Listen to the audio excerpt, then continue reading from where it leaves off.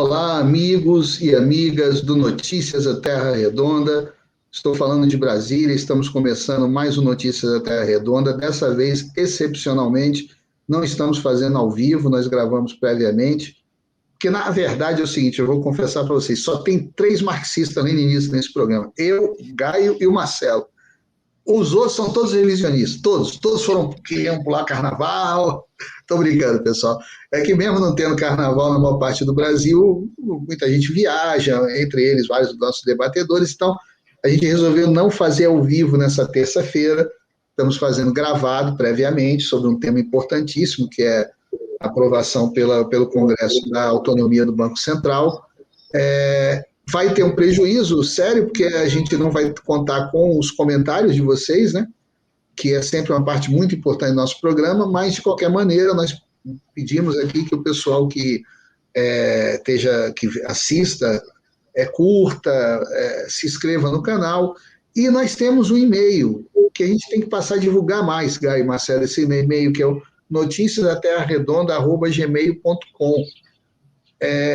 Porque até peço para o Gaio e para o Marcelo botarem isso nos comentários, se bem que o comentário está desativado, né, não é ao vivo, mas eu vou repetir, Notícias da Terra Redonda, tudo junto, sem acentos, tá? @gmail.com. Porque, por exemplo, nós debatemos sempre entre nós qual é o tema, mas pode ser que vocês tenham um tema para sugerir, a gente pode levar isso, claro, para a pauta. Então, mandem sugestões de tema, mandem suas opiniões sobre o programa. Bom, nós tivemos nessa última quarta-feira, em novembro do ano passado, a Câmara já tinha aprovado, o Senado aprovou a autonomia do Banco Central. Nessa quarta-feira, por 339 votos, quarta-feira, dia 10, né? 10 de fevereiro, a Câmara aprovou por 39 votos contra 114, ou seja, maioria esmagadora, a autonomia do texto base do projeto da autonomia do Banco Central. O que falta aprovar apenas para ela ir para a sanção presidencial, já que o Senado já tinha aprovado, é um projeto oriundo do Senado, é apenas a votação de alguns destaques, mas o texto base já está aprovado. Então, é mais uma derrota, na minha opinião, do povo brasileiro. Nós temos aqui duas pessoas que entendem muito do assunto, o Marcelo, que é professor de economia, que é economista, o Gaio, que tem mestrado em economia pela Universidade de Pequim, mas a sensação que a gente tem é que é mais uma marretada na democracia brasileira. É talvez uma marretada das mais poderosas, porque pelo esse projeto do texto básico que foi aprovado, no terceiro ano do mandato, o presidente falta um ano, nomeia o presidente, a diretoria do Banco Central, e essa diretoria tem um mandato de 4 anos, ou seja, o novo presidente eleito passa 3 anos. Se for, por exemplo, um presidente que divirja, que queira fazer uma nova política econômica, ele vai estar amarrado a uma diretoria do Banco Central que vai responder não ao voto popular, não ao desejo da população expresso nas urnas, mas ao que eles chamam de mercado, né? Interesse do mercado. Aí, Marcelo e Gaio, alguns argumentam que não, mas o Banco Central, a única função é monetária, tratar da política monetária, controle de preço e inflação, todo mundo é a favor, não é isso um dos argumentos deles, centrais, é esse? Quer dizer, como se isso não tivesse uma poderosa influência na política econômica. Mas aí já fiz essa introdução, vou aqui por ordem alfabética, eu vou começar com o Gaio, depois eu passo para o Marcelo. Gaio, como é que você avalia essa aprovação pelo Congresso da autonomia do Banco Central? Primeiro, boa noite a todos aí que estiverem nos assistindo, né, nessa terça de carnaval. Bom, eu avalio como extremamente negativo, mas eu gostaria de, antes de entrar nessa discussão do Banco Central em si, fazer uma observação que eu acho importante, talvez até o Marcelo possa coadunar com essas minhas opiniões, sobre a questão um pouco da economia, né, da ciência econômica como um todo e de como ela meio se difundiu no Brasil, né? A gente sabe que quando o tema é economia, em geral as pessoas têm uma espécie de aversão, né? Muito devido ao economês, a toda essa coisa meio hermética, né, que acaba afastando as pessoas. Porque a economia, se você for estudar de maneira séria mesmo, você vai ver que tem muitas coisas que são contra-intuitivas. Não é óbvio, entendeu? Mas, por um lado, né, se tem quer dizer, se tem esse lado que é hermético e ele de fato existe, por outro também tem um abuso, né, dessa dificuldade, que é uma ciência, né, que eu chamo de efeitos especiais, né, que muitos desses economistas usam para confundir a cabeça das pessoas mesmo e passar adiante os seus interesses políticos. E aí eu chego na observação que eu quero fazer, que nessa altura do campeonato, nós já estamos aí em 2021, depois de crise de 2008, de pandemia, que a gente está vendo que, assim, essa discussão do Estado mínimo, de mercado, isso já são paradigmas que, sinceramente, assim, é melhor acreditar no Papai Noel e no Coelhinho da Páscoa, entendeu? Você vai ser mais adulto se você fizer isso que se você acreditar no mercado, na separação da política e da economia, porque isso não existe, isso é uma lenda, entendeu? A economia ela é inseparável da política e vice-versa, entendeu? Então, a primeira coisa que a gente tem que começar, antes de fazer essa discussão da autonomia do Banco Central, é colocar na nossa cabeça que não existe separação entre política e economia. A economia ela é fruto da política. E que você faz opções políticas que vão se respaldar na economia. Então, esse argumento que é muito utilizado até pelo pessoal a favor da autonomia do Banco Central, de não, é uma coisa meio técnica, isso é uma mentira. Não existe isso. Entendeu? Até porque ninguém vai botar na presidência do Banco Central um cara que não sabe, sei lá, resolver uma equação, entendeu? É óbvio que a pessoa que vai estar sentada naquela cadeira vai ter um grau técnico, mas obviamente que esse grau técnico ele tem que responder a uma política, porque a gente faz opções. A gente está vendo isso, claro, o Brasil é um caso de livro-texto disso. Ou você opta por entregar dinheiro na mão do mercado financeiro, ou você opta por usar esses recursos para fornecer algum conforto aí nesse clima de pandemia, que as pessoas estão passando fome, dificuldade, etc. Isso é uma opção política. Então, esse argumento de, não é técnico, só precisa de uma coisa técnica, isso não existe, entendeu? É efeito especial. E a gente vai debater isso mais adiante. Então, a primeira coisa que eu queria colocar, antes de entrar até nessa discussão, é exatamente isso. Vamos começar numa discussão política, porque isso é, acima de tudo, uma decisão política. Não adianta a gente demonizar a política, dizer, interferência de política. Isso é conversa mole. Sempre tem interferência política. Não existe lugar sem interferência política. Não acredite nessa conversa. Ela é uma mentira. Agora, você em Brasília tem interferência política, qualquer instituição sofre interferência política. Seja ela com mandato ou sem mandato. A grande questão é que a gente tem que destrinchar aí quais são as razões por detrás disso. Então, a minha fala inicial seria essa. Aí eu passo a palavra para o Marcelo, se ele quiser já entrar ou fazer uma consideração em cima do que eu falei, a gente pode começar a tratar do tema da autonomia do Banco Central em si. Uma coisa que o Gaio falou muito interessante é isso, né, os efeitos especiais que é usado na economia, é usado no mundo jurídico. Advogado tem muito isso também, né? E juiz tem muito isso. Criam uma linguagem, um dialeto próprio para esconder do povo que muitos advogados criticam também essa forma rebuscada, né?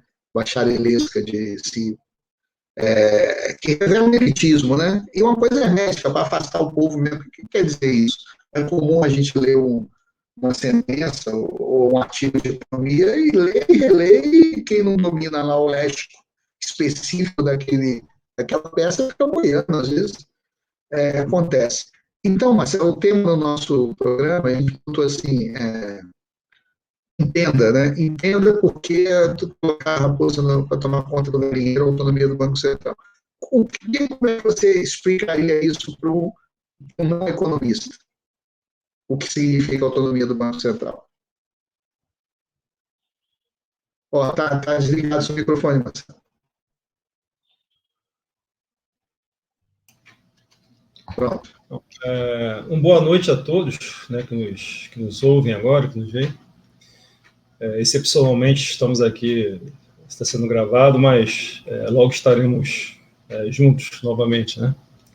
De fato faz falta, comente-se os comentários dos nossos ouvintes. A questão do Banco Central, primeiro, eu evidentemente concordo 100% com o que o Gaio acabou de falar aqui agora. Essa primeira abordagem, né, de que você não tem como separar, na prática, pelo menos, né, a economia da política. Você pode fazer isso, enfim, no momento que estiver desenvolvendo uma teoria. Agora, na prática, evidentemente que as duas coisas estão totalmente entrelaçadas, né? Só que, aqui lembrando, você sabe que os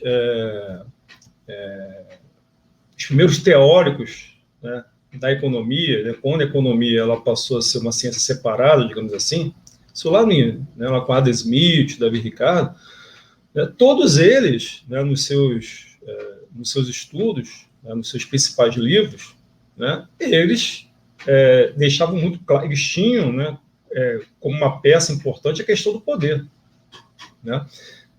Mais tarde, né, no final do século XIX, é que houve, de fato, essa tentativa, né, de separação, né, da economia com a questão política do poder, tá?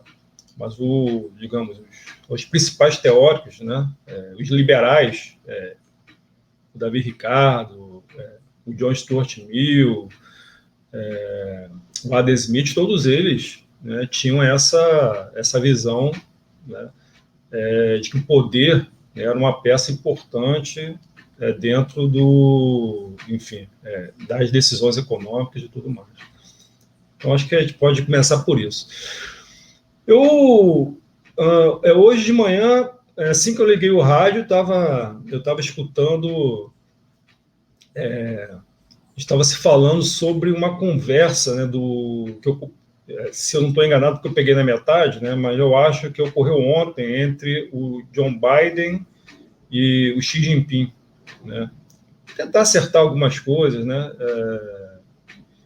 enfim, que ficaram um pouco ficaram ruins por conta do Trump, né, isso é uma tentativa de acertar as relações. E aí uma coisa que o jornalista estava comentando é justamente sobre a taxa de câmbio, né, as reclamações dos Estados Unidos, né, do governo dos Estados Unidos desde meados dos anos 90, né, passou por diversos governos, Bush, Obama, enfim, Trump agora, sobre como que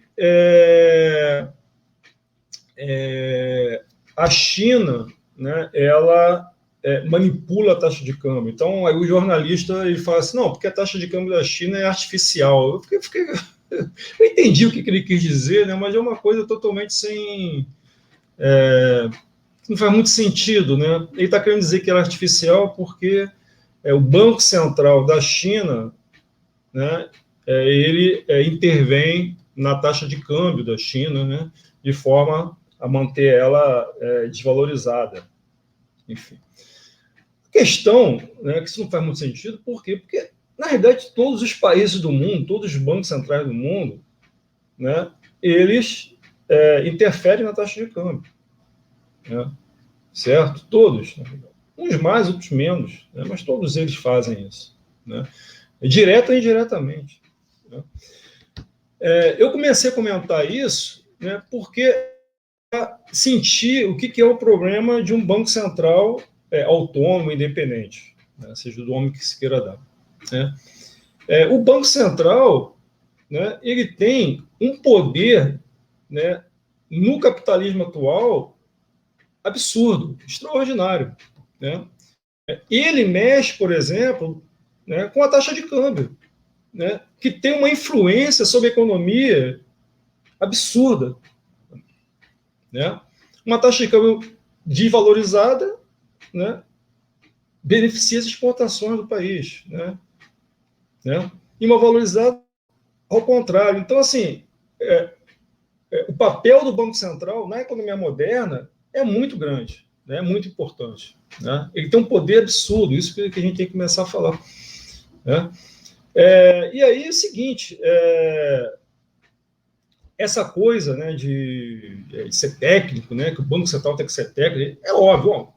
acho que eu entendo que qualquer tipo de instituição, de órgão, né, ele deve ter, né, os seus especialistas, os seus técnicos. Isso é meio que evidente, né? Por que seria diferente com o Banco Central?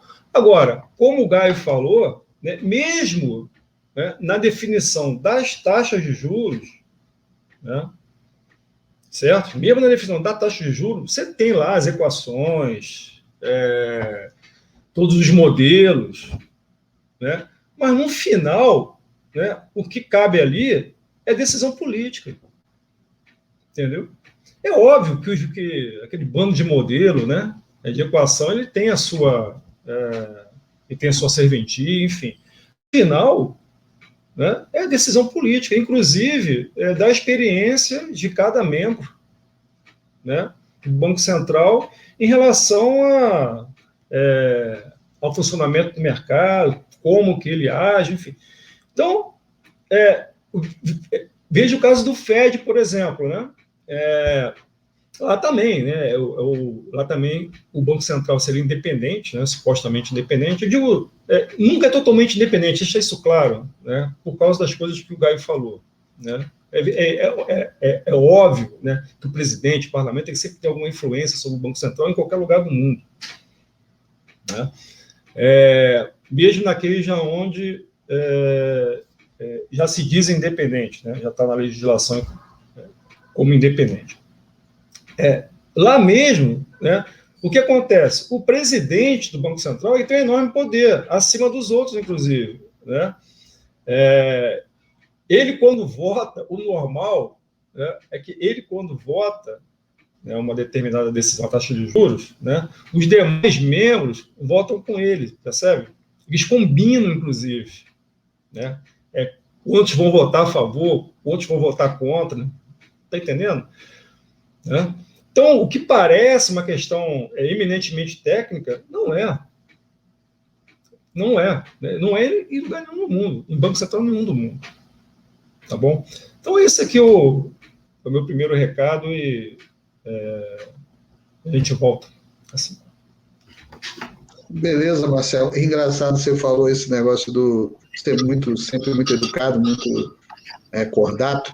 Aí você falando que o cara disse que a taxa de câmbio da China é artificial. É a mesma coisa que a pessoa chegar e falar assim, esse carro da China é artificial. Carro não dá em árvore. Carro não é... A taxa de câmbio também, né? Não é parte da natureza a taxa de câmbio. Então, a taxa de câmbio é artificial mesmo. É artificial de qualquer maneira. Mas, enfim, a imbecilidade na nossa mídia é triste, né, rapaz? É uma tristeza ouvir essa mídia. Mas, você com a palavra, meu amigo. É o seguinte, não, Everton, com relação à mídia, a gente também não pode passar pano, não, porque é um projeto isso, né, de querer deixar as pessoas imbecilizadas, né, e não estarem atentas ao que acontece de fato, né. Então, essas discussões aí de pautas morais, coisas absolutamente irrelevantes, acabam tendo uma proeminência muito maior do que essa, por exemplo, que é a autonomia do Banco Central, que é uma coisa que vai afetar a vida de todo mundo. E como vai afetar a vida de todo mundo? Essa é a maior pergunta, né? O que é o Banco Central? A gente também está falando aqui, mas acho que talvez a gente não deva assumir que todas as pessoas tenham claro na cabeça o que é um Banco Central, o que é o Banco Central do Brasil, como ele se insere, né, no sistema financeiro nacional, entendeu? E eu acho que talvez valeria a pena a gente fazer uma breve explicação, né, do que seria, né? Assim, nós temos na estrutura do sistema financeiro nacional, né, ele mais ou menos tem uns órgãos informativos. Você tem aí, né, dentre eles eu vou colocar o mais importante, o Conselho Monetário Nacional, que se subdivide justamente entre o Banco Central do Brasil e a Comissão de Valores Mobiliários, né? A gente vai tratar do Banco Central do Brasil por quê? Porque não é só porque, como já foi apontado aqui, ele é responsável pela política monetária do Brasil. A questão é a seguinte, o Banco Central ele é como se fosse o executivo do sistema financeiro nacional. Ele é responsável pela fiscalização, isso é muito importante, né? E pelo cumprimento, né, de todas os regulamentos e normativas relevantes dentro do sistema financeiro, certo? Então, para vocês terem uma ideia, por exemplo, o que cai na atribuição do Banco Central, né? Emitir papel moeda, isso é um termo mais técnico, né? Que é execução de serviços do meio circulante, né? Que é retirar, às vezes, moedas velhas e defeituosas e recolocar, né? Receber os depósitos compulsórios dos bancos, né? E realizar as operações de redesconto e empréstimo às instituições financeiras, regular a execução de cheque, de compensação de cheque, comprar e vender títulos públicos federais, exercer o controle de crédito, fiscalizar as instituições financeiras e controlar o fluxo de capital estrangeiro. Em suma, quando você faz uma operação no banco, tudo passa pelo Banco Central, seja ela qual for. E não só você como pessoa física, como pessoas jurídicas, né, empresas, etc., como as próprias instituições financeiras. Ou seja, é o banco dos bancos, como o pessoal gosta de definir, né, de uma maneira geral. E com isso em mente, a gente já tem que começar desbaratando, né, um argumento que é o que está sendo muito levantado, né, pela parte interessada em dizer que a autonomia do Banco Central é importante, é que o Banco Central ele não seria uma instituição de governo, mas sim de Estado. E que, portanto, ele deveria estar livre, né, de influências políticas, ou seja, das mudanças de governo, coisas que são inerentes às democracias de tipo liberal, né? Uma vez que sempre se troca o presidente, cada presidente pode ter um partido diferente com uma orientação ideológica diferente. Só que o que não é dito é que isso em si é uma orientação ideológica. E esse é um ponto que é importante levantar. Que é essa separação de que acha que governo e Estado, claro que algumas coisas são tipicamente de Estado, não é isso que você está dizendo, mas como se o Estado fosse uma entidade neutra. Como se ele não servisse a uma determinada classe, vamos colocar assim, né, do ponto de vista marxista, que eu acho que não é um ponto de vista marxista, é a realidade como ela é, né? As pessoas se aparelham do Estado, elas usam o Estado de acordo com as suas preferências. Então, atrás desse argumento tecnicista, né, de neutralidade, como se fosse o Estado uma coisa neutra e o governo, né, que o Banco Central, por sua vez, também precisa ser neutro, é que está se sustentando essa ideia de que precisa ter autonomia. Sendo que nós estamos falando de uma instituição que controla, é o coração do sistema financeiro nacional. E aí a gente tem que ver, telespectadores, para a realidade, que é aquilo que o Marcelo falou. A gente pode separar no âmbito teórico, e quando você estuda economia, muitas vezes você faz isso, né? Faz assim, modelos de tipo ideal. Aí, a sociedade que funciona assim, fechada, não tem comércio exterior, aí você vai brincando lá de contabilidade. Só que a realidade não é assim. A realidade é o seguinte, o Brasil é um país desenvolvido, inserido, na minha própria opinião, né?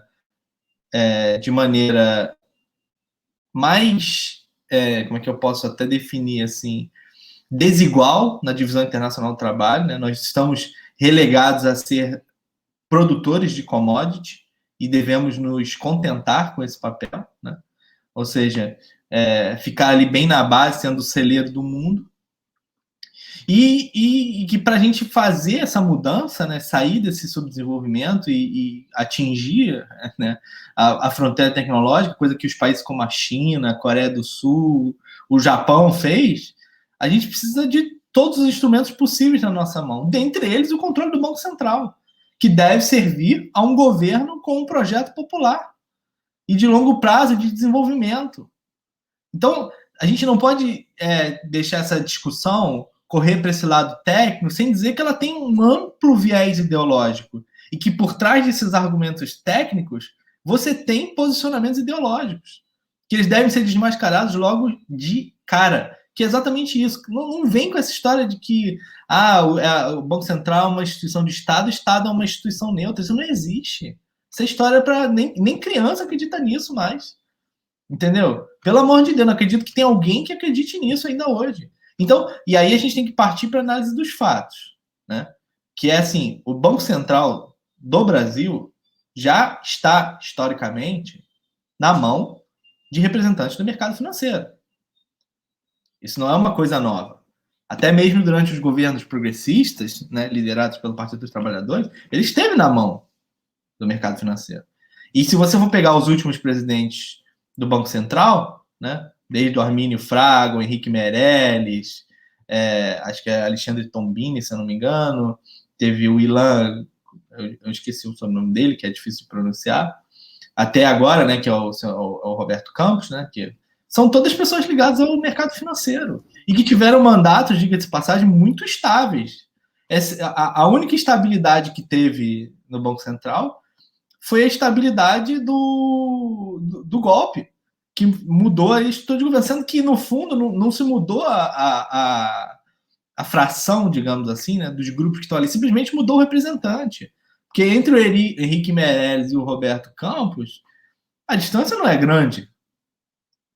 Ambos defendem o interesse do mercado financeiro. Então, o que é essa autonomia do Banco Central? Né? Muita gente diz, não, eles estão fazendo, só colocando na lei o que já acontece de fato. Não, tem uma certa fundamentação nesse argumento, no sentido que realmente, se você for olhar nos últimos anos, estava na mão do mercado financeiro. Agora, uma coisa aí a gente tem que partir para uma discussão política, né? E já deixei isso para uma próxima fala. Mas uma coisa é quando as coisas vão se desenrolando e você tem essa possibilidade do Banco Central ser um instrumento de política pública, que ele é e tem que ser num país como o Brasil, que precisa de todos os seus instrumentos possíveis de intervenção, né, na sociedade, na mão do governo. Porque a gente trava aqui uma luta de vida ou morte. A gente vive num país de desigualdades absolutamente colossais. A gente tem gente morrendo de fome. E o Banco Central tem um papel fundamental nisso, porque ele é o gestor da economia na prática. O gestor, que eu digo, o gestor, né, o cara do trabalho pesado. Porque não é o ministro da economia que fica, né, tira ideia da cabeça e fala besteira. É o pessoal que vai abaixo da taxa de juros, que controla o depósito do banco, é o pessoal, como eu gosto de dizer, é o pessoal da obra, é o que põe o prego na parede. Entendeu? Então, é uma instituição absolutamente fundamental. E você deixar cristalizar essa ideia de que ela tem que ser a parte do governo e que ela deve se consolidar, né? Porque, por enquanto, o debate está se apresentando dessa maneira. Como se isso fosse colocar, digamos assim, o Banco Central fora dessas pressões políticas. Mas isso tem desdobramentos muito posteriores que a gente ainda nem está começando a discutir. Porque, como eu disse, o Banco Central ele faz a fiscalização do sistema financeiro. Então, daqui a pouco, uma vez aprovado isso, você acha que vocês têm dúvidas de que não haverão projetos de desregulamentação do mercado financeiro? É óbvio. É óbvio que vai haver. O plano é esse. E não é à toa que essa medida, eles ganharam, o governo ganhou o Congresso e o Senado. Eles estão com uma força política absurda. Eles poderiam pautar diversas reformas que estão aí na ordem do dia primeiro. E eles foram pautar o quê? A autonomia do Banco Central, porque eles sabem que isso é uma coisa absolutamente fundamental e que vai atender ao interesse de um dos principais, se não o principal pilar do governo Bolsonaro, que é a grande questão que a gente vem levantando em todos os nossos programas, que a contradição principal não necessariamente é o Bolsonaro, mas sim o programa neoliberal, né? Não tem outra maneira de se chamar, né? Mas assim, que na verdade eu já nem poderia dizer que é só neoliberal, que é um programa de destruição do Brasil, né? E dessa soberania e dessa capacidade de desenvolvimento e por aí vai.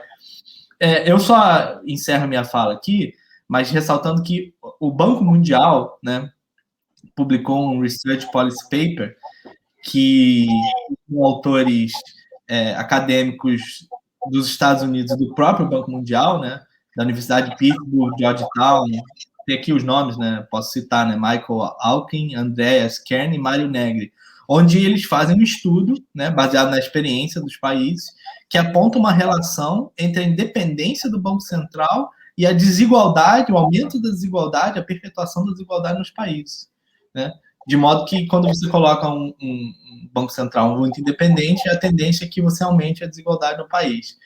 A gente pode entrar nesse debate um pouco mais adiante, mas esse estudo tem sido muito usado pelas pessoas que, até dentro do campo da direita, né, que são contra a autonomia do Banco Central, dentre eles, mais nomeadamente, o José Serra, né, o senador que votou contra, do PSDB, veja.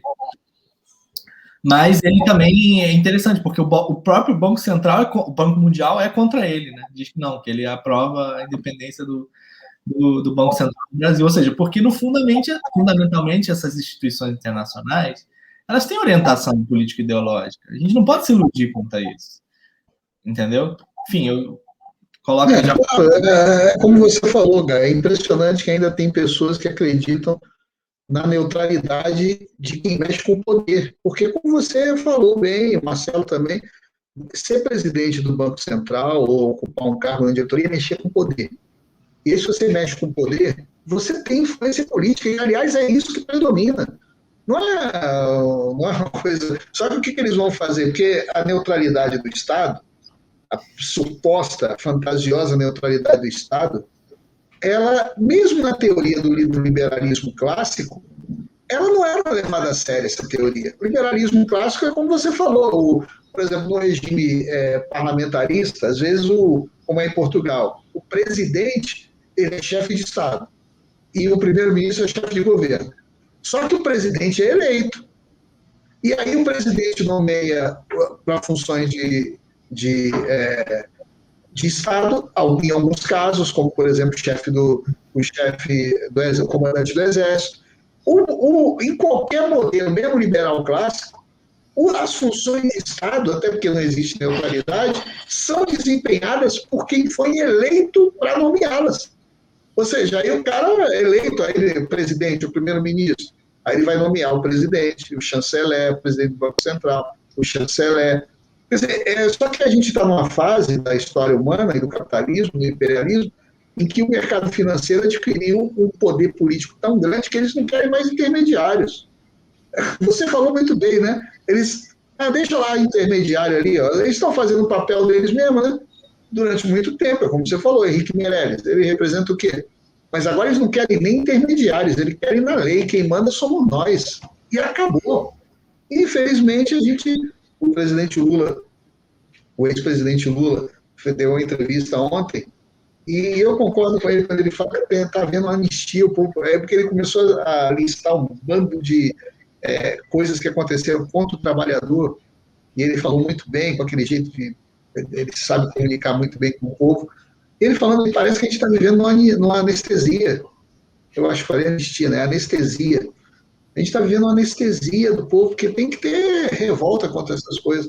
Agora, a mídia, e aí eu já passo para o Marcelo, a mídia ela joga o papel, eu comecei falando isso, né, Gai? Concordando contigo, é impressionante você achar que tem pessoas que ainda acreditam nisso e nessas balelas da neutralidade, decisões técnicas. O Banco Central vai tomar decisão técnica, sem interesse nenhum, pessoal, financeiro, dos acionistas.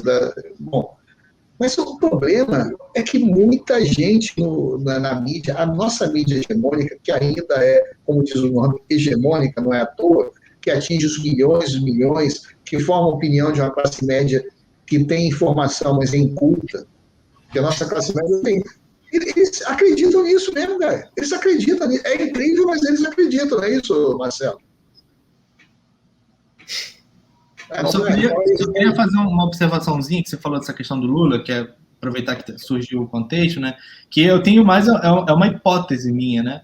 Do que, por que, por exemplo, até então o Banco Central, o mercado financeiro controlava o Banco Central e agora eles decidiram fazer isso, né?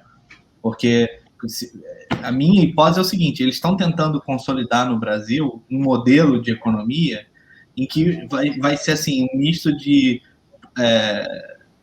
em vez de ser uma sociedade industrial que migrou, né, para o capital financeiro, a gente vai ser uma sociedade de commodities migrando para o capital financeiro, mas tudo ligado a essa produção de commodities, né? As empresas, qualquer indústria que tiver aqui vai estar ligada a essa...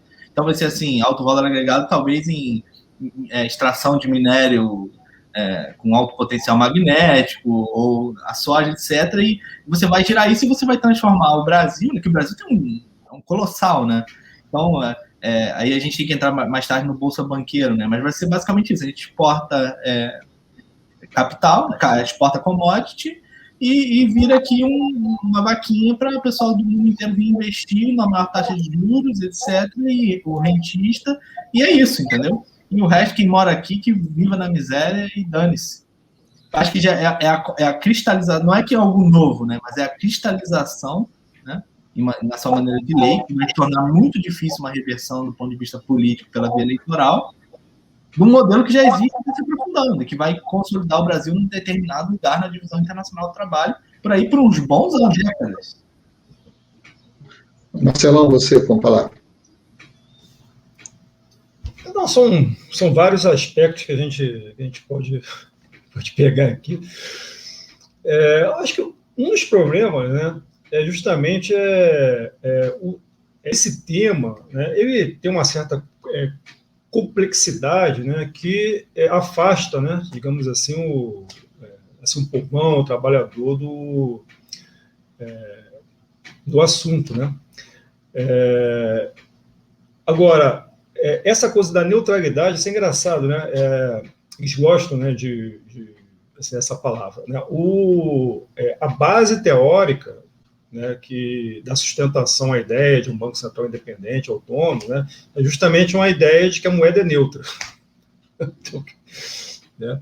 Enfim, tem lá a teoria dos mercados eficientes, é uma coisa muito complexa, né? E aí fica distante, né, da compreensão, né, da boa parte do trabalhador, etc. Né? Eu estava vendo há 2 dias atrás, eu tenho visto a Globo News agora, né, por causa da pandemia, enfim, eles têm tido uma posição correta, na minha opinião, né? Aí entrou a discussão, né, no dia que passou justamente a autonomia do Banco Central. E aí tem uma jornalista lá, né, que ela é até, digamos, acho que é a mais progressista, né, de fato tem boas ideias e tal. E ela, quando chegou nesse tema, ela se via claramente que ela não entendia nada, né, do assunto, e ela parece uma boa, né, realmente, o Banco Central para dar mais, enfim, mais credibilidade, enfim, porque ela, no fato, não sabia, ela meio que ela seguiu ali, né, o script, né, da Globo News, que ia atacar o Bolsonaro, mas tentar apoiar o que tem de reforma liberal, né, nesse governo. Então, um debate muito difícil também, né? Agora, acho que o Gaio, assim, o que a gente pode definir, né, deixar destacado aqui para os nossos ouvintes, é o seguinte, né? É que é uma instituição com poder absurdo, né, dentro da economia atual, né? Não só no Brasil, como nos Estados Unidos, enfim, no mundo inteiro, né? É uma instituição, né, que controla muita coisa, né? Ele conhece a carteira de todos os bancos, né, sabe tudo que está acontecendo com os bancos, né?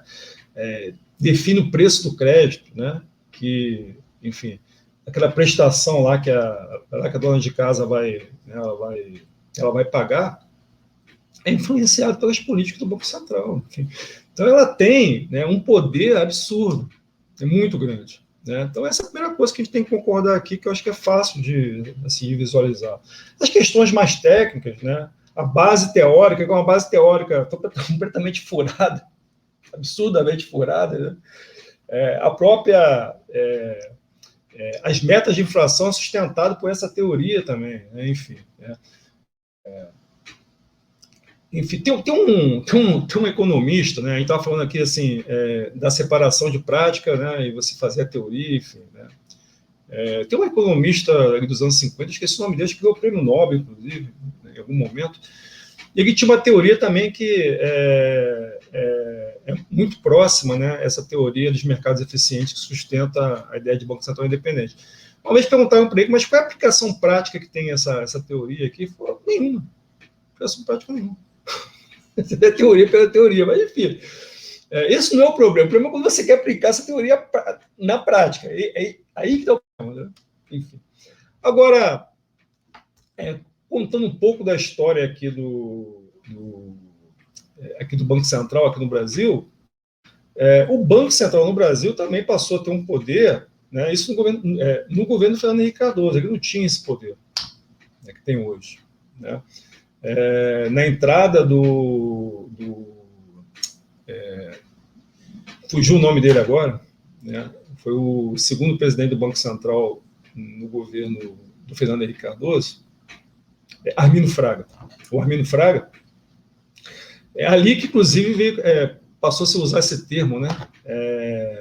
Você colocar a raposa no galinheiro, porque o Arminio Fraga ele veio diretamente do mercado financeiro, né? Para o Banco Central.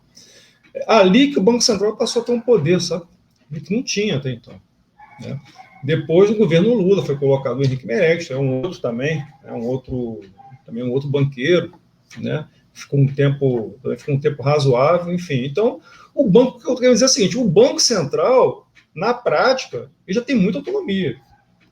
Tá? Então, não vai haver grande mudança em relação a isso, porque a autonomia do Banco Central, desde a época do Arminio Fraga, né, contava com grande autonomia. Talvez um curto período, né, com o Tombini, né, que, se eu não me engano, ele era um técnico do Banco Central, né, e, de fato, ali, né, não vamos esconder nada disso, até porque não tem porquê, de fato, a Dilma, né, enquanto presidente, ela tinha interferência mesmo.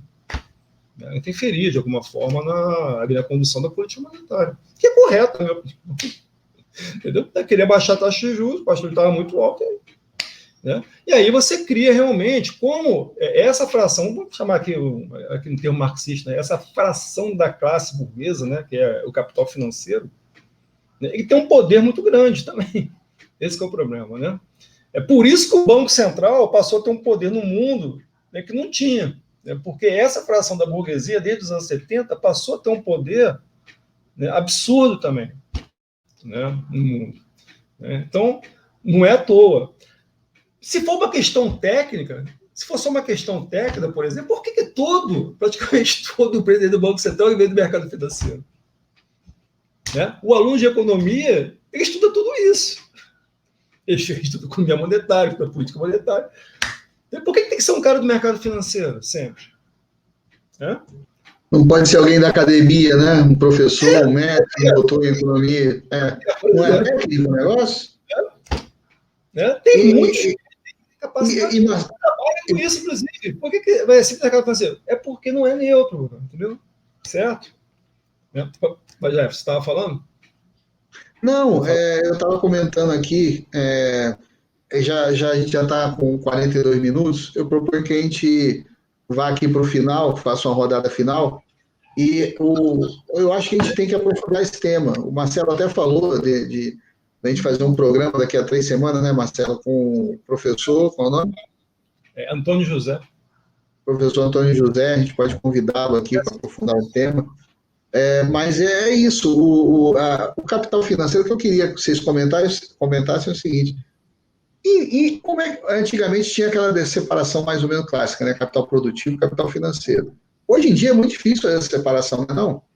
Porque a maioria das indústrias hoje assim, é financiada por bancos, ou os bancos controlam boa parte das ações, ou são os próprios donos direto.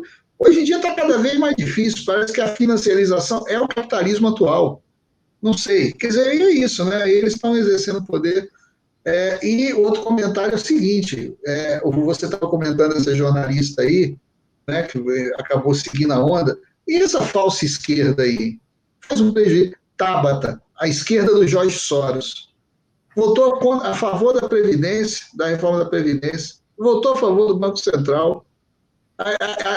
Acho que o máximo de esquerda dela é não ser a favor da escravidão, né? Aí ela se julga esquerda. Não, escravidão eu sou contra. Ou então as pautas ligadas a comportamento. Não, eu sou a favor de que tenha liberdade de casamento gay, todos nós somos, mas o esquerda dela é isso, né? E aí, vamos fazer uma última rodada aqui? Você começa, depois, Marcelo, a gente encaminha para o encerramento.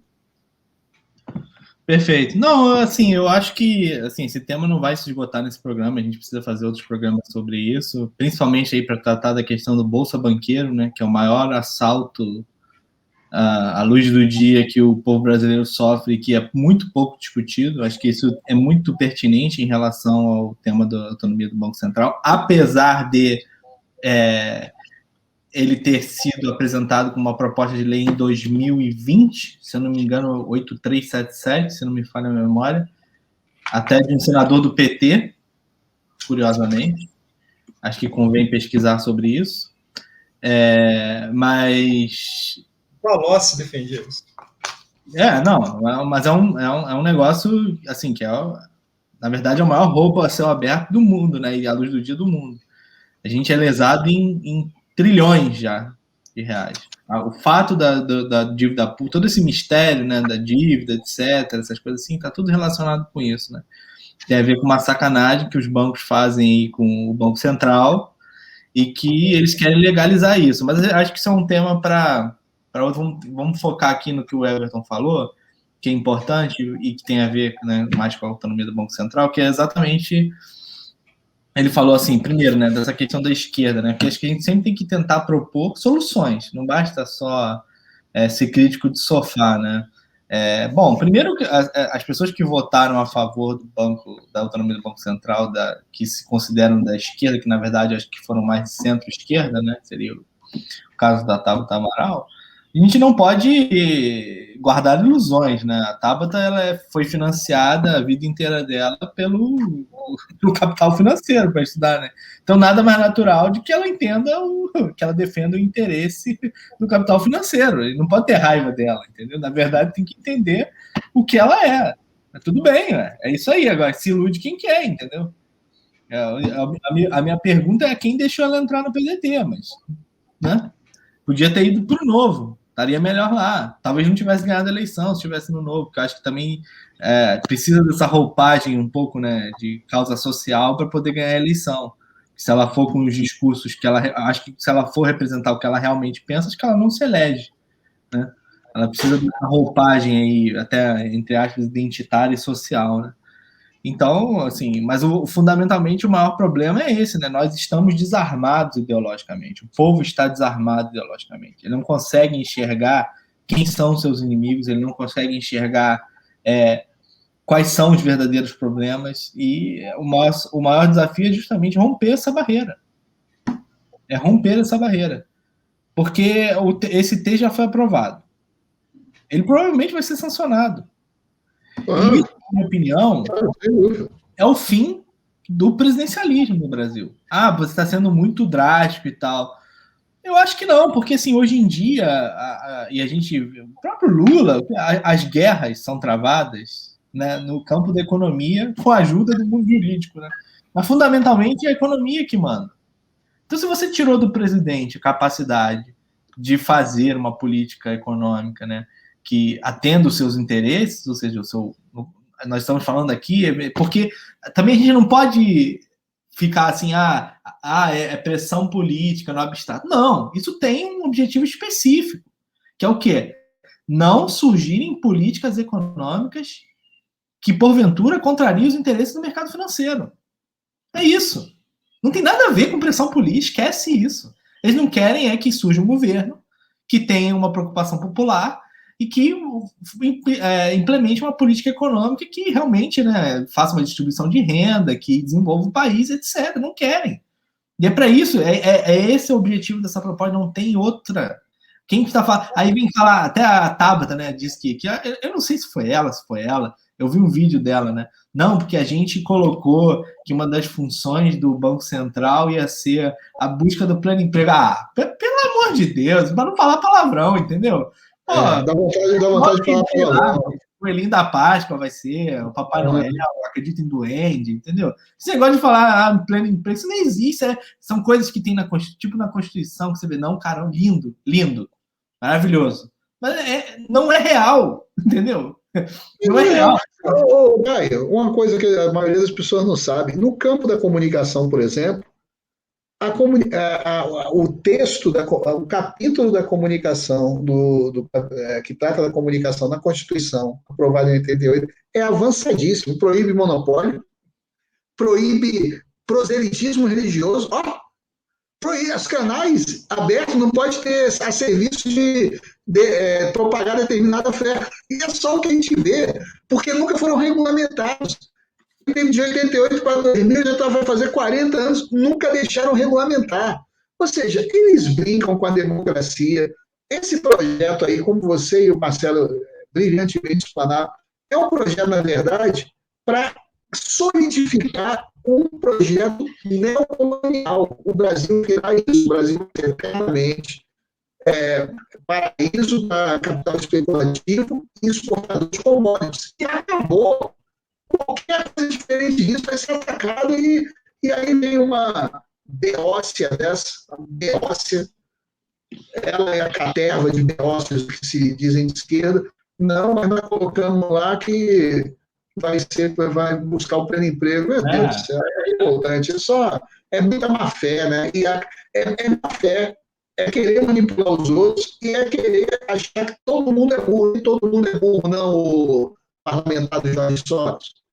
Não, deixa eu só concluir minha fala, né, que você falou da questão do capital produtivo e improdutivo, que é isso, né? A gente vive numa era em que, assim, o capital financeiro se deslocou completamente da realidade, né? Porque o crédito, digamos assim, a bolsa de valores, em tese, elas existem para alavancar a produção, para capitalizar as empresas, para desenvolver, para etc.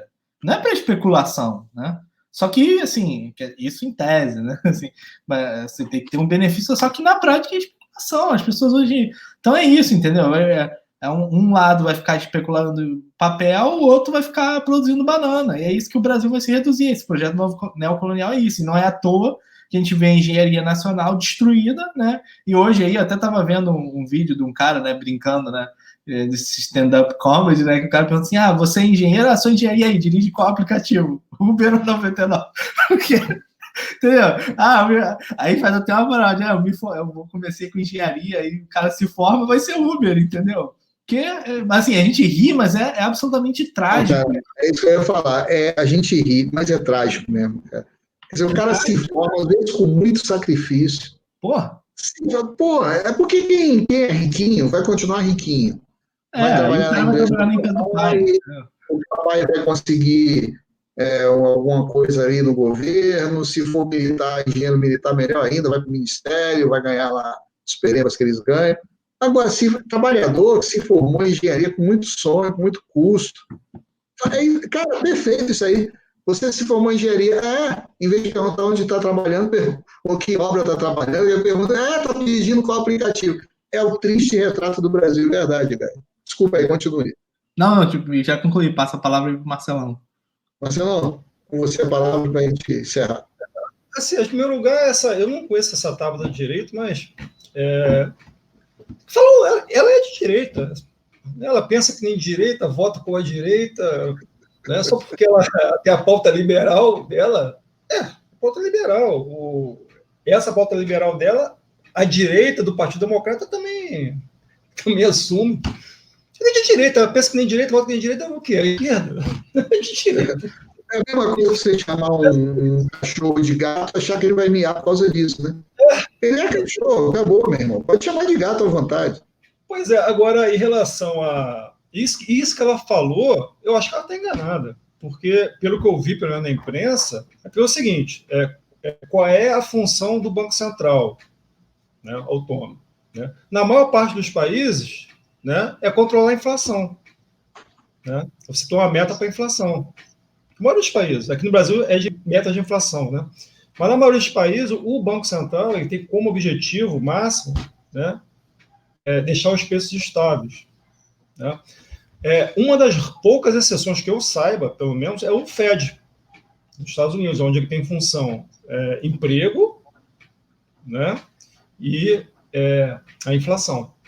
Então, aqui no Brasil, que eu saiba, né, pode entrar nessas emendas que vão ser discutidas ainda.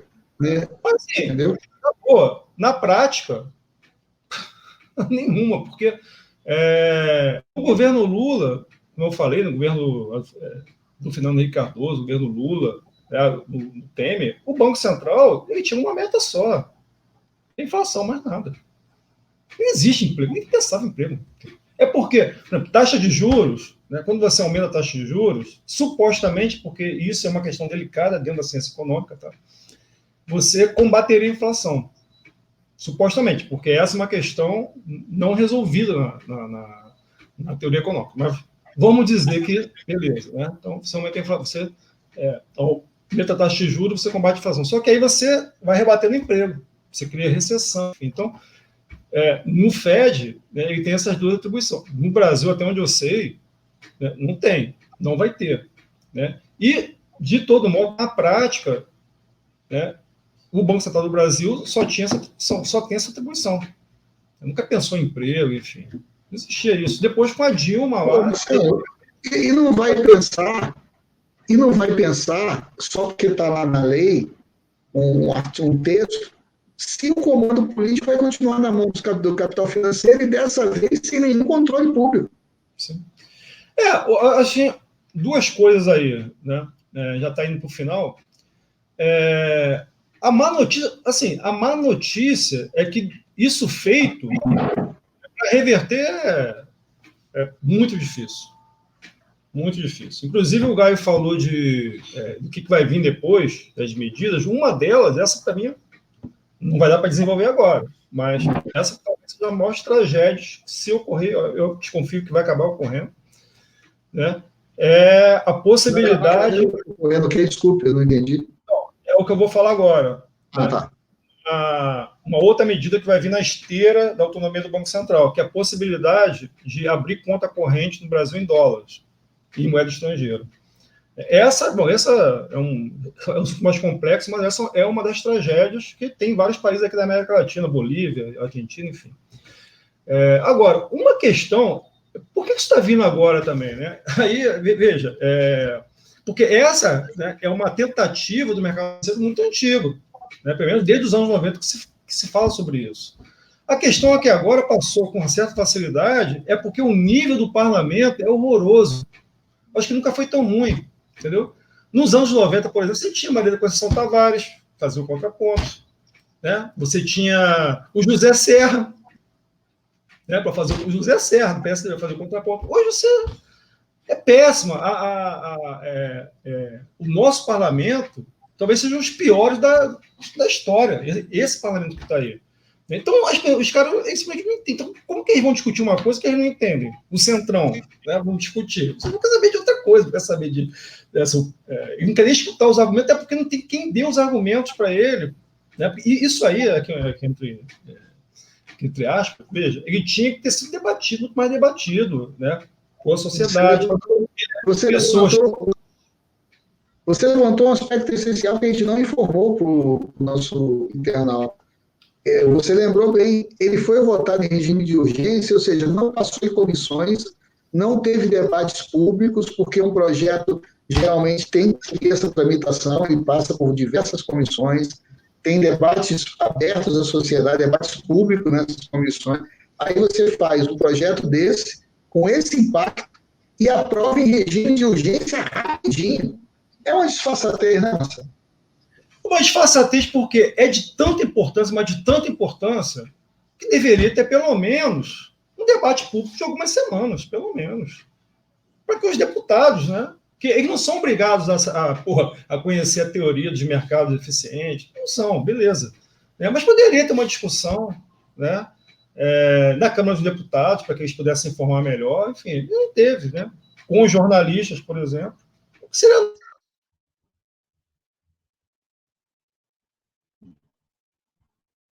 Independente disso, para passar também. Agora, só para terminar, queria dizer assim, o lado ruim dessa história é que, uma vez aprovado, dificilmente você consegue reverter. É difícil, não é fácil. Esse que é o problema. Né? Agora, o lado bom, né, assim, o lado bom não, mas o que nos dá esperança é o seguinte, como a gente comentou aqui desde o início, né, o Gaio falou muito bem lá na primeira fala dele, como você não tem como separar, né, a política da economia, né, certo? O Banco Central vai ser autônomo, mas o parlamento vai continuar existindo, né? A presidência da República vai continuar existindo. Então, as pressões, né, vinda do parlamento acabam influenciando as decisões do Banco Central também. Está entendendo? Né? Um caso que eu até acho que é curioso, né? O Banco Central da Venezuela, não sei se mudou, né? Eu até andei procurando, não encontrei. Ele era independente, como Chaves. Até onde eu sei, ele não revertou isso, assim, na prática, né? Ele não mandou um projeto de lei, nada. Se demora, ele é independente hoje, né? Da sua legislação lá, enfim. Mas na prática não é, tá entendendo o que eu tô querendo dizer? Na prática não é. Assim como não é o FED. Assim como não é o FED, entendeu? Está lá o parlamento dos Estados Unidos tomando conta deles, sabe? Enfim, então, eu acho que a esperança é essa, né? E mesmo né, com essa plena autonomia, né, se vier um governo, né, mais comprometido, enfim, ele tem como influenciar politicamente o Banco Central. Só para terminar, uma coisa interessante, assim, eu acho que não vou ter oportunidade de falar isso de novo, né? Veja o caso, por exemplo, do governo Lula, né, quando estava o Palocci e o Henrique Meirelles, né? O Palocci era o ministro da Fazenda, o Henrique Meirelles era o presidente do Banco Central. Na realidade ali, o Palocci, ele é mais um propagandista, né, das decisões do Banco Central e do pensamento liberal, assim, né? O Banco Central, naquele momento lá, tinha um poder gigantesco. A taxa de juros estava lá nas alturas. Quando teve a mudança, isso é uma coisa interessante do Lula, né? Quando teve a mudança, entrou o Manteiga, o Banco Central, eu acompanhei bem essa discussão, porque eu até escrevi artigos sobre isso. Eles começaram a brigar, a bater cabeça. O Manteiga, na Fazenda, isso em 2005, né? E o Henrique Meirelles no Banco Central. E o Lula deixou aquilo lá, isso é engraçado. Deixou eles baterem cabeça, né? Porque o que acontece? Não é à toa, né, que o Ministério da Fazenda, né, é que, supostamente, pelo menos ali na regra, é que comanda o Banco Central. Né? Agora o Ministério da Economia, né? Ele está sobre responsabilidade do Banco Central. Aqui no Brasil acabou tendo o cargo de ministro, né? Justamente porque o Henrique Meirelles estava com um problema na justiça e o Lula acabou dando o cargo de ministro, passando a legislação que ele tivesse um cargo de ministro, o presidente do Banco Central, como é até hoje. E eles batiam cabeça. Né? Por quê? Porque a política que o Banco Central estava fazendo ia na direção contrária, né, que o Ministério da Fazenda estava fazendo. O Ministério da Fazenda estava executando, sabe? Coisa absurda, assim. E aí chegou um ponto que, aí depois da crise de 2008, que o Henrique Meirelles fez uma barbeiragem inacreditável, né, porque todos os bancos centrais do mundo, né, no início de 2008, começou a baixar a taxa de juros. O que ele fez? Ele aumentou a taxa de juros. Esse foi até um dos motivos que ele saiu do Banco Central, essa barbeiragem que ele fez, né? Toda a experiência dele, né? Mas enfim. E aí, quando entrou outro presidente do Banco Central, que eu não lembro agora o nome, aí sim, o Ministério da Fazenda, né, passou a atuar, digamos assim, em conformidade com o Banco Central. Enfim, então são muitas questões, né, que nos dá alguma esperança, né, que mesmo que ele seja autônomo, mas um governo que seja mais progressista consiga, enfim. Mas é como você mesmo falou, né, Marcelo? Vai ser muito mais difícil para um governo progressista. Muito mais. Agora eu estou entendendo. Você está tentando ver um lado menos pior, né? Mas é uma tragédia essa aprovação do Banco Central, como a gente. Eu queria ter, assim, tem um caso curioso, assim, que eu acho muito interessante. Né? As pessoas acham que esses caras são, né? Enfim, supra-sumo, né? Ó, assim, não, essa é muito curiosa. Eu acho que vale a pena eu falar aqui antes de terminar.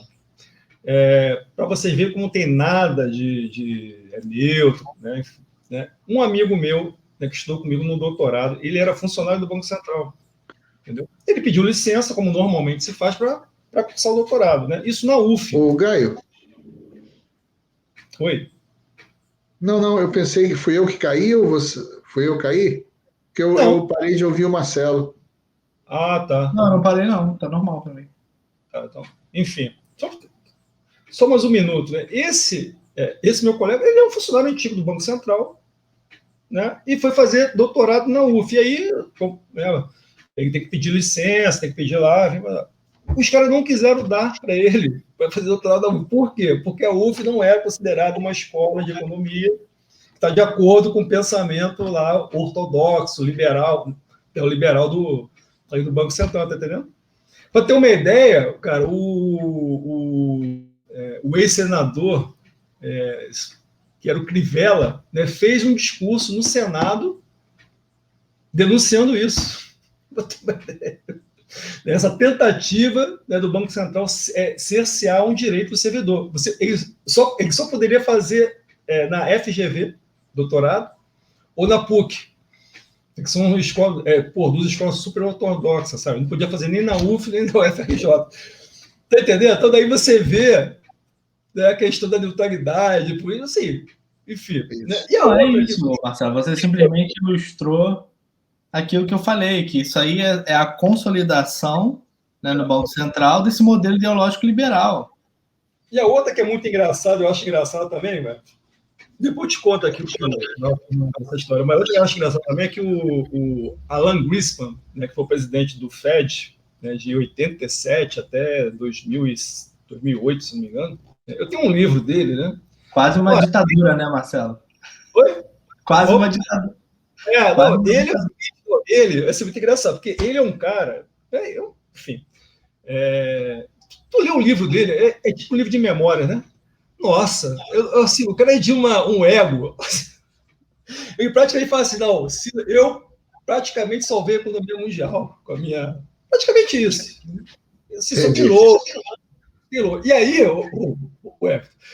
logo na saída dele, né, teve a crise de 2008.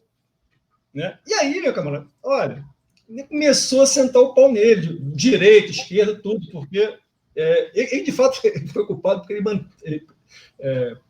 manteve, né, durante um longo período, as taxas de juros muito baixas, enfim.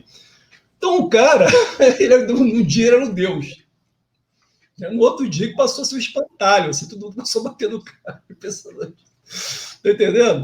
Aí tentou até dar uma resposta, mas assim, mas não deu certo. Hoje ele tá jogado lá no lata de lixo da história. Onde deve estar mesmo, né? Onde deve estar mesmo. Eu vi ali que podia ter simpático, mas assim, na minha opinião, acho que, enfim, é isso. Tem muito velhinho simpático que foi torturador, que foi... Não é, velhice não absolve ninguém. Tem velho mau caráter também. Tem isso. Não, ele de uma direita mesmo, sabe? Enfim, pensamento. E aí eu tô te falando, né? Nesse livro. É uma frase até do Nelson Rodrigues, né? Mau caráter também envelhece. É verdade. É verdade, não. Eu acho que é o Nelson Rodrigues, eu acho. E outros livros Se não for, devia ser, porque é muito o estilo dele. Não, em outros livros que eu li, por exemplo, eu acho que nesse livro que deixa transparecer isso, por exemplo, ele era o primeiro a votar. Vamos decidir agora a taxa de juros. A taxa de juros, gente, só para é de uma importância. Não, a gente tem que terminar, vai lá, vamos rapidinho aí. É de um absurdo. Aí, vamos decidir a taxa de juros. Aí, quem que votava primeiro? Ele. Né? Aí, para que votavam os outros? Um presidente assim, tá entendendo? É coisa de independência, de tecnicidade, oh, meu Deus do céu, ocupação. É como diz o Gaio, né? É impressionante como a gente acredita nisso. Coelhinho da Páscoa, Papai Noel, um monte de coisa. Pessoal, olha, foi um debate de altíssimo nível. Gaio e Marcelo aqui deram aula. Fiquei muito mais informado. Tenho certeza que você que está ouvindo também. Na próxima terça, a gente já vai voltar ao nosso esquema ao vivo. Contamos com vocês, com a presença, com o carinho e com a participação de vocês, com perguntas. Não, né? É porque o programa vai ao ar terça, né, Marcelo? Então, quando a pessoa estiver ouvindo, é a próxima terça mesmo, entendeu? Então, na próxima terça, a gente volta ao esquema ao vivo. Contamos com vocês. Muito obrigado, Marcelo. Obrigado, Gaio. E até lá. Tchau, tchau. Valeu, gente.